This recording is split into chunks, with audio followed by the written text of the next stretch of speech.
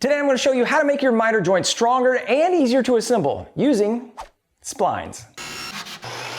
Now, the two basic miters are corner miters like you'd see on a picture frame, or edge miters like you'd see on a mitered box or on a waterfall edge. Today we're talking about edge miters, but I do have a video on corner miters, 3 ways to make picture frames. You can go check that out too.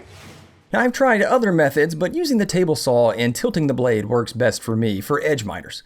And be sure to unplug your saw before touching the blade. You want to tilt that saw blade to 45 degrees and check it with a good carpenter square or drafting triangle. Just make sure you put the square between the teeth of the blade so they aren't hitting the carbide tips and skewing the measurement. Another way is to use one of these little digital angle cubes. Basically, it is a level and you can put it on your table saw base, zero it out, put it on your blade, it has magnets, and then tilt it until you get to the 45-degree angle. I actually prefer just using the square, but you can use these and you can probably get it really close, and maybe yours is a little bit more accurate than mine. Make a test cut on your setup and then use a 90-degree square to check it. Now hold your parts tight to the square and slide them together at the joint. If the outside corner hits and there's a gap at the base, then your blade is tilted too much and you're past 45 degrees. But if you have a gap at the outside corner and the base is touching, then you need to tilt the blade a little more to get to 45 degrees. You can make any minor adjustments here and then go ahead and cut your miters on the parts. Now, I use a dedicated miter sled, which is my old crosscut sled, for miters, and I take off the front fence if I need to for wider panels. But you could also use the miter gauge for shorter miter cuts or use the fence for long miters. Just make sure whatever you use is properly squared to the blade. Now, I'm going to make a little mitered box for this example, and I'm also going to show you some clips from my modern desk. Now, if you want a waterfall edge with continuous grain flowing from the top to the sides, you want to mark your parts and plan for those cuts. So I marked up this little test box to designate the bottom, left side, top, and right side. Now, I'm not going to go super deep onto the waterfall edge portion here. Just make sure you plan everything out before you make your cuts. Now, the biggest tip I can give you on this is just to remove as little wood as possible between the top and the sides so that the grain lines will connect and look seamless. Now, while you're making your cuts, make sure you also run a few extra scrap pieces from the same material that you can use for setup later. Now that you've got some good clean miters, now we can go to cut the splines. The beauty is you use the same 45-degree setup that you did just a minute ago.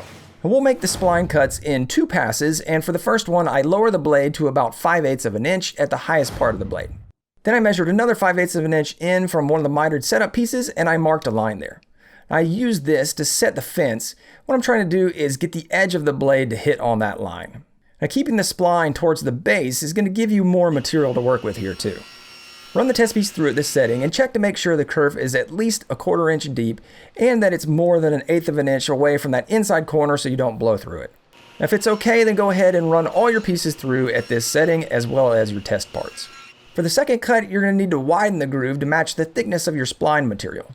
You also need to lower the blade a little bit so that you can match the flat bottom of the first cut. You'll see what I mean here later. Just start off by lowering it about 1/4 of a turn.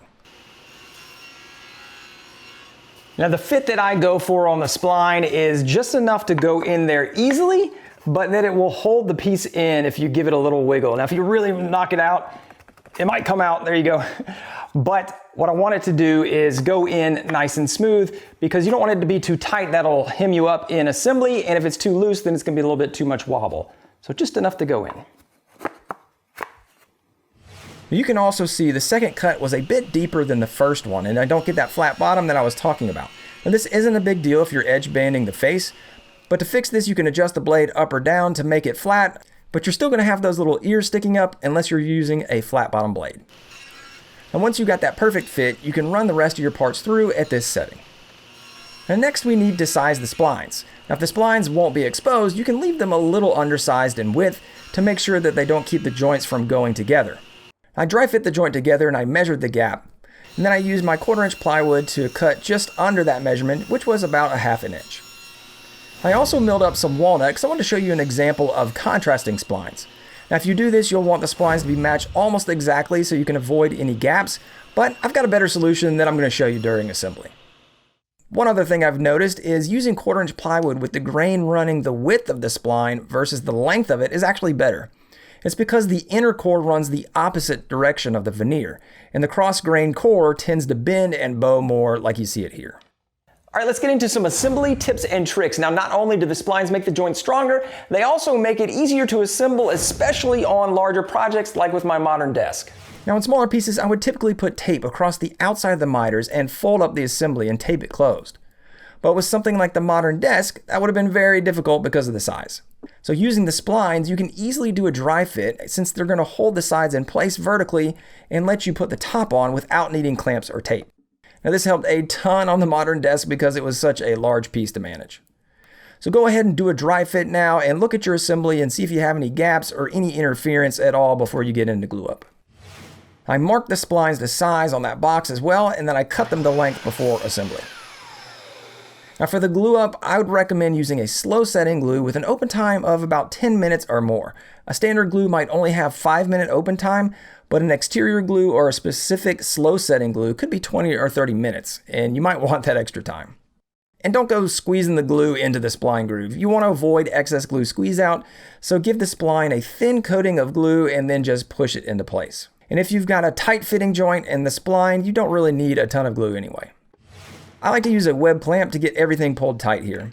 Now, they have clamping pads that wrap around the corners and they put pressure on both sides without crushing that corner. And you can get one of these from Woodcraft, the sponsor of today's video. I'm going to leave a link below to a few different options on the Woodcraft website, along with the other items that I used in this build. And you can get a ton of other different woodworking supplies for them, so go ahead and check them out. Thanks, Woodcraft. And if you don't have a web clamp, a ratchet strap makes a good stand-in or actually an additional helper on large pieces. I also typically add more clamps to pull gaps tight where they're needed as well. Now, there are definitely other ways to clamp miters, so go ahead and let me know in the comments what your favorite method is. Now, after the glue up, you can remove any glue squeeze out and break the edges of your mitered corners, being careful not to blow through that plywood veneer. All right, this thing is all good now. I do have a few little gaps on the edges. I left those gaps just for you guys because I wanted to show you how to close them up. Actually not. So this walnut, I tried to get it super tight when I was using that walnut spline so that I wouldn't have many gaps. What I realized though, as I was gluing it up, is I use plywood on these back ones. And all you have to do is use the plywood and make it just a little bit of a loose fit so it's nice and easy to assemble so you don't have this kind of issue. And leave it about a 1/2 inch to 3/4 of an inch shy of the end. Now I can go back in and use a contrasting walnut plug, and it's going to be just a little spline in there, and it's just going to be for show. So you get all of the strength from that plywood and then just cap it off with the walnut, and you don't have to worry about getting a perfect fit on that walnut while you're clamping it up. But if you do get some gaps, let me show you how you can fix that real fast with just using a screwdriver. Now use the screwdriver and run it along both sides of the joint, pulling it towards the corner.